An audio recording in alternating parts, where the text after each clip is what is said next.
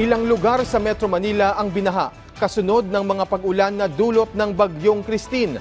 Patuloy naman ang paalala ng mga otoridad sa mga residente sa high-risk areas na manatiling alerto. Yan ang balitang pambansa ni Efraim Gaitos ng Radyo Pilipinas.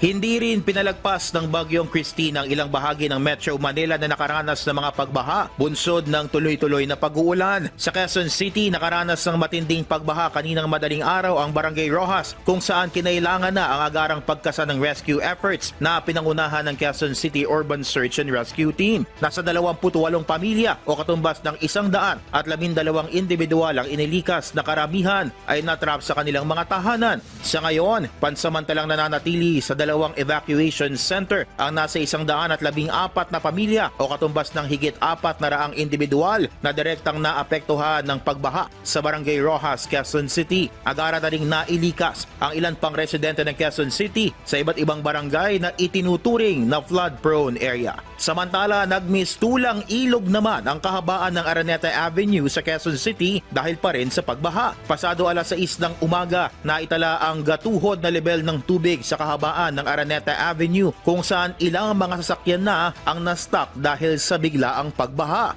Sa Caloocan City naman, tila naging isang rumaragasang ilog ang sitwasyon kaninang madaling araw dahil sa tuloy-tuloy na pag-uulang dala ng bagyong Christine. Sa video nakuha ng netizen na si Emelita Toledo, kapansin-pansin ang pagsuong sa rumaragasang tubig baha ng ilang kalalakihan na abot hanggang bewang ang taas ng tubig. Sa Navotas naman, gatuho din ang level ng naranasang pagbaha, partikular sa Barangay NBBS Kaunlaran, Navotas City. Makikita sa mga litrato at video ng isang netizen na si Ronald Beduya ang mga lansangang naalubog sa tubig baha na may basura pang palutang-lutang. Sa ngayon, pinapayuhan pa rin ang mga residente sa mga flood-prone at high-risk areas sa Metro Manila na maging alerto at sumunod sa mga paalala at hakbang ng pamahalaan para sa kanilang kaligtasan. Mula sa PBS Radyo Pilipinas News, Efraim Gaitos para sa Balitang Pambansa.